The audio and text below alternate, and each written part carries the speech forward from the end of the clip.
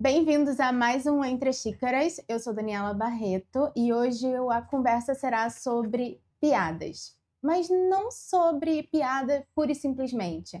Aquela piada que você faz sobre você e sobre o outro e o que isso quer dizer. Por isso, hoje comigo eu tenho a Juliane Matias, psicanalista, para falar sobre como essas piadas contam alguma coisa que às vezes a gente nem percebe. Sim, Dani, é um prazer imenso estar aqui, um Obrigada. privilégio estar nesse papo com esse assunto muito importante, tanto é que faz parte aí da tríade de base, né, da psicanálise, né, Sim. que é o livro dos xistes, que Freud escreveu aí em 1905. É muito desconsiderado por alguns psicanalistas, mas é um assunto que eu gosto bastante. Exatamente. Eu acho legal a gente falar também sobre.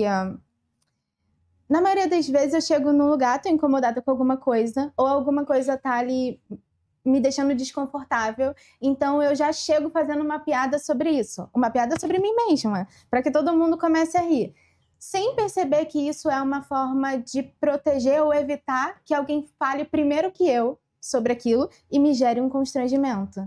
Sim, é o se deixar para depois, né? Eu mesma me deixo para depois, eu mesmo falo mal de mim, eu brinco comigo, né? Uhum. Para poder não ter a possibilidade de alguém vir e fazer. Sim. Então, eu mesma vou e dou esse ponto de partida a partir do momento que eu tô ali chegando num lugar que eu não sei se tem pessoas ali, ou dependendo do contexto que eu cheguei, se eu cheguei atrasada, Sim, e aí você, cheguei atrasada, sou muito enrolada, mas por baixo esconde uma baixa autoestima a ser Uhum. trabalhada também.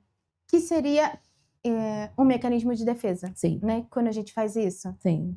Agora, esse mecanismo, ele é consciente ou inconsciente?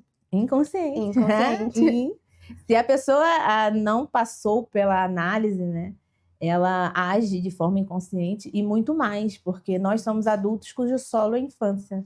Exato. Então, nós estamos de frente ali não com uma pessoa adulta, estamos ali com uma pessoa criança e Uhum.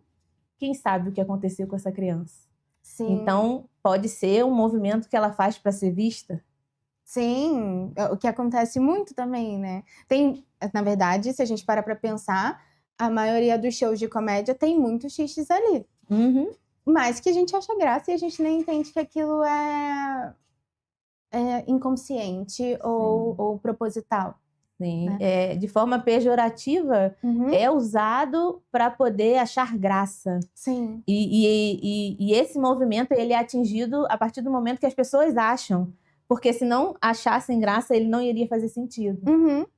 E no sentido que você trouxe do comediante, já não seria um xiste usado como um mecanismo de defesa, seria o de satisfazer um, um instinto ali, uma pulsão, no caso, você está fazendo piada ou gozando Uhum. de alguém, e quando aquele alguém reproduz, e aquele Sim, alguém ri, e aquele alguém passa para o outro, e aquilo ali é legal, né? sim. Então, aí, nesse sentido, essa explicação que eu dei para você, porque a diferença da pessoa que chega num lugar e faz um X, pô, cheguei atrasada, porque eu sou assim, né? Você sabe, né? Eu me atraso com calma. Uhum. Ela realmente ela está falando que ela se atrasa com calma. Mas Uhum. qual o motivo dela se atrasar com calma? Ela está fazendo aquela tirada ali com ela, mas ela está falando uma verdade dela. Sim. Diferente do comediante, que faz uma piada, mas com o intuito de fazerem pessoas rirem. Uhum. E aí, nem tudo convém. Sim. O exemplo do chegar atrasado é interessante, porque é mais comum, muito comum. Sim. E também é uma forma da gente, por exemplo, eu evito que você reclame que eu cheguei atrasada, porque eu já brinquei sobre isso, entende? Seria também um xistes assim? Assim mesmo? Sim, porque assim, eu sei que eu sou atrasada. Uhum. E eu mesma faço piada disso. E é uma forma de eu não resolver. Porque pode ser que Sim. inconsciente seja o meu modus operandi. Sim, sim. É um modus operandi que a pessoa tem inconsciente, mas que ela precisa ir para uma análise e falar: mas por que você chega atrasada? Uhum. É costume? Aconteceu alguma coisa? Você tem dificuldade de acordar? Por que que você, em vez de ficar meia hora no celular passando a barra de rolagem, você não toma banho, você não se arruma? Por quê? Por que se deixar para depois? Sim. Por que não chegar no momento correto? Então, tem muitos porquês a ser respondido devido a um xiste. Exatamente. Agora, o outro lado dessas piadas, quando elas não são sobre a gente, sobre o outro, é que também tem muita coisa oculta ali, tem muita coisa que está sendo dita como se eu não quisesse dizer. E que também é bem delicado. Quando eu faço uma piada de alguém, por exemplo, mas eu não queria te ofender, eu só queria ser engraçada. Você falou muito interessante, como se eu não quisesse te ofender, mas o real sentido é ofender. E ele usa o mecanismo da brincadeirinha para ofender, mas foi brincadeirinha. Sim. Aí entra o gozo, aí entra a satisfação, porque a pessoa ficar mal com aquilo é suprimento para aquela pessoa. Sim. Então, eu classifico como um abuso. Porque geralmente tem um grau de intimidade para uma pessoa fazer uma brincadeirinha. Sim. É um grau de intimidade de convívio, de trabalho, de ambiente de trabalho, de ambiente de reuniões que frequenta frequentemente. Você já acha que tem intimidade para poder falar algo, e aí você não tem tal intimidade, você usa esse recurso. Sim. Mas fala sobre a pessoa. Por que você tem que falar que a pessoa... Vou usar um clássico. Nossa, tá gordinha, hein? Sim. Mas assim, mostra total falta de empatia. A pessoa não quer saber por que você está gordinha. Porque se ela quisesse saber, ela iria chegar para você e ia falar: Dani, tá acontecendo alguma coisa? Tô vendo você mais inchada, né? Você tá passando por algum momento que não está sendo bom, que você está comendo emocionalmente. É o ver o outro. É o acolhimento. Mas não é aquilo. O interesse é ter suprimento e fazer com que a sua piada a deixe mal. Isso. E isso é inconsciente em muitas pessoas, porque tem muitas. Não podemos classificar o transtorno narcisista. Nós, como psicanalistas, a gente avalia a questão dos traços narcísicos. E tem pessoas com traços narcísicos que precisam diminuir o outro, fazer brincadeirinhas de mau gosto ou baixo calão também, para poder satisfazer ela, porque na realidade ela se acha, digamos, um lixo. Então, inconsciente, eu vou fazer com que ela sinta também. Então, fala da pessoa. Não, isso é legal. E é legal você falar que quem está fazendo isso, na maioria das vezes, também tem uma questão lá nela, emocional ou não, psicológica não tratada, e por isso ela imprime no outro. Que eu acho que a psicanálise fala muito disso também, né? Que às vezes a gente fica magoado com uma coisa que alguém fez e esquece que isso tá falando muito do outro. Sim, a projeção. Isso. Quando eu falo do outro, eu falo mais de mim do que do outro. É uma frase clássica do Freud, né? Quando Pedro fala de Paulo, diz mais de Paulo sobre Pedro. É uma grande verdade, porque pessoas projetam no outro quem elas são. Porque muitas das vezes, Dani, é inviável a pessoa achar que ela tem um defeito. Pela soberanidade de um traço narcísico, pelo excesso de valor que ela quer ter, porque na realidade esconde uma baixa autoestima, um dos traços também. Então, tem que ter muito cuidado em escutar o que falam de você. Porque o que falam de você não te define. Eu falo nos trabalhos que eu tenho com os meus pacientes, firma a identidade. A ponto de uma pessoa vir fazer uma brincadeirinha com você e a pessoa ficar constrangida, porque você tem a sua identidade firmada e não é necessário que ela fique constrangida. Então, você não vai dar o suprimento para esse tipo de pessoa. Porque é inevitável. Existem pessoas, e arrisco dizer, muitas, que agem dessa forma. É incrível porque a gente começa falando de piada e aí a gente chega num lugar que eu acho brilhante, que é sobre se afirmar. Porque resolve muita coisa. Porque se eu tô segura do que eu sou, de quem eu sou e tudo mais, eu não vou me ofender se você fizer uma brincadeira comigo. Exatamente. E nem vou entrar nesse lugar de fazer piadas comigo mesma. Porque tô ok, tô segura comigo mesma. Isso é bem interessante. Mas chegar nesse lugar também não é tão fácil. Não. Mas estamos aí como analistas para poder ajudar, porque a grande massa que está nas análises, no setting analítico, são pessoas vítimas desse tipo de abuso. Isso, Porque a grande maioria não são os comediantes, porque você paga um show para ir num local que faz a piada. Então você já sabe que faz a piada.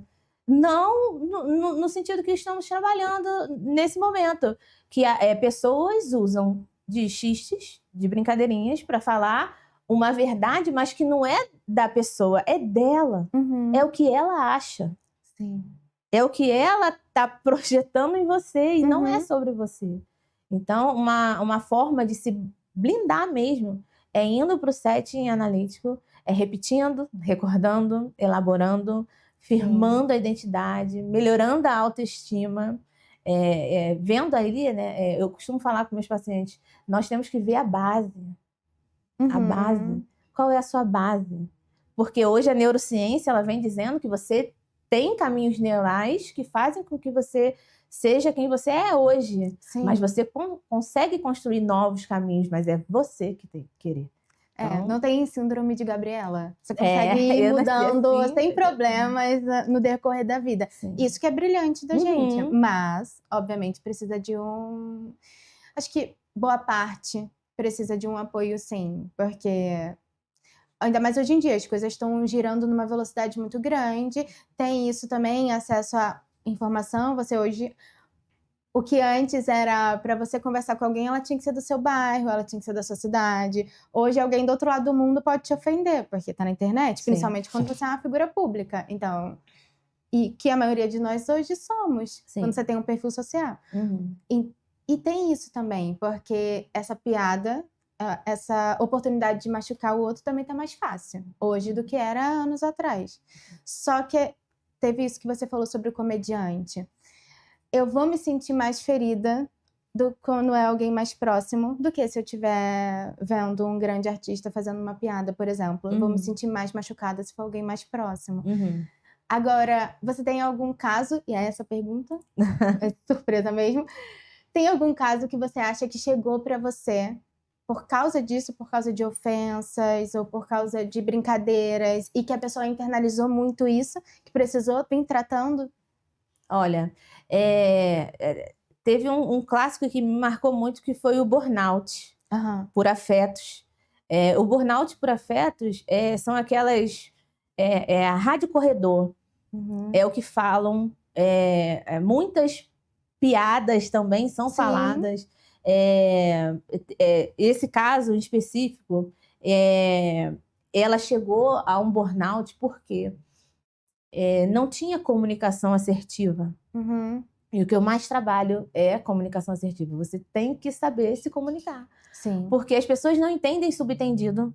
As pessoas não leem pensamento. E se você não falar sobre o que você gostaria que acontecesse ou o que você está sentindo e fosse aberta a um diálogo, isso tudo facilitaria. Então, nesse caso do burnout, também tinha a tal da rádio corredor, que fazia assim, olha, um xixi, olha, eu tô sabendo aí que vão mandar alguém embora. Quem será que vai ser mandado embora? E aí você trabalha até mais tarde, você sorri, você vai maquiada, porque você precisa daquele trabalho, e chega uma hora que você não consegue. Então, por causa de uma piada, fofoquinha de rádio corredor, uma pessoa chega realmente ao burnout, porque não é só uma fofoquinha. Sim. A barca vai passar. Poxa, eu preciso do meu trabalho. Como assim a barca vai passar? Sim. Então, não foi exatamente o xiste, mas teve, dentro do caso concreto, o xiste que aumentou a questão do desgaste emocional da pessoa. De tipo, aí ela não pode perder o trabalho. Sim. E aí ela vai ficar até, digamos, fecha 5 horas. Não, vou ficar aqui até 6 e pouca, porque eu vou mostrar, eu não posso perder esse emprego, eu preciso desse emprego. E aí ela vai entrando numa exaustão emocional, física, e até mesmo na parte fisiológica, como eu falei, né, e vou aqui repetir. na questão do cortisol. Sim. De você estar ali, ainda mais mulheres, né? Cai cabelo, cai unha, a pele fica feia, você fica inchada, engorda, então, por causa de uma brincadeirinha. Sim. Por causa de uma que dizem, é fofoquinha.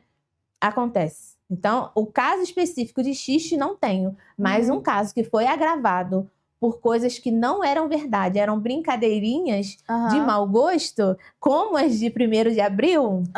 Eu já recebi uma brincadeira de 1º de abril, falando assim, ó, vai lá que fulano quer falar com você. E aí é ansiedade e nosso corpo para se recuperar de um estresse desse jeito, demora mais ou menos umas 4 horas. Nossa. E por causa de uma brincadeirinha, ó, fulano quer falar com você. E eu não me liguei que era dia 1º de abril. E cheguei lá e falei, fulano, você quer falar comigo? Não, não quero falar não. Nossa. E aí, de eu ficar sem perna, porque tem todo o temor reverencial de você ir falar com uma autoridade da onde você trabalha. Sim, sim. Então, você vê, o xixi, ele tá ali introjetado no ambiente corporativo, no ambiente familiar, porque quando um quer falar mal do outro, né? Fala, olha, fulano que não sei o que, mas é incapaz de chegar para fulano e falar com fulano.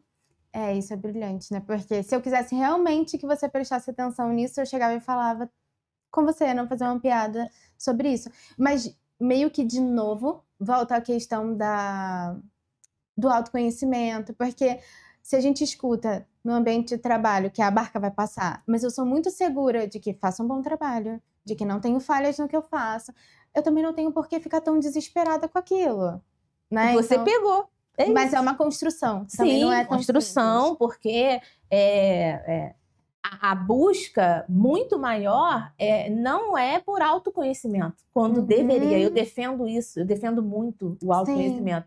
E tem pessoas que acham que é besteira, mas o autoconhecimento é a base, você saber quem é você. Sim. Né? A questão de firmar a identidade.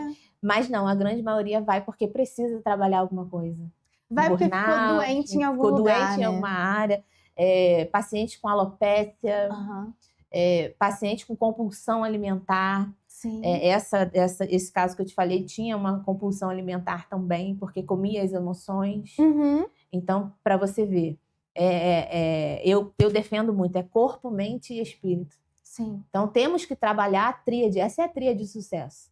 Você acabou de falar do fortalecimento da mente. Se você tem uma mente fortalecida, você não ia cair nisso. Exato. Não, porque eu sou muito boa no que eu faço. Se eu estou aqui até hoje trabalhando, é porque eu sou muito boa no que eu faço. Tudo que eu coloco a mão, eu entrego. Sim. Meu trabalho é perfeito. Eu chego aqui no horário que eu tenho que ter. Então, existe a autorregulação. E aí a pessoa consegue se equilibrar emocionalmente e o que é do outro, ela devolve para o outro. Ela não vai dar suprimento para o outro. Não, perfeito na questão da autorregulação. Do tipo, não tô blindada do mundo. Pelo contrário, vou sofrer o que eu tiver que sofrer, porque são emoções, vão vir e vão embora. Mas consigo equilibrar de que, talvez não seja meu momento agora, talvez seja depois. Isso é brilhante. É sensacional! É muito bom, porque nós somos seres humanos em constante evolução, Dani. Uma mente que se expande, ela não tem mais como ser como ela era antes. Verdade. Então, não vão existir sempre momentos bons. E são com os momentos ruins que nós aprendemos e nos evoluímos mesmo, né? A nossa construção é diária. Exato. Tanto é que na psicanálise é a insatisfação que é a mola propulsora. Lacan fala disso. Então, Freud também fala, olha, tem aquela angústia de ter e o tédio em possuir. Então, para mim, eu falo com brilho nos olhos, porque para mim a psicanálise é algo revelador mesmo. De hoje eu estar vivendo uma das minhas melhores fases, porque eu estou em constante evolução. E precisamos errar, Dani, porque é errando que se aprende. Eu costumo falar que um erro você lembra mais do que o acerto.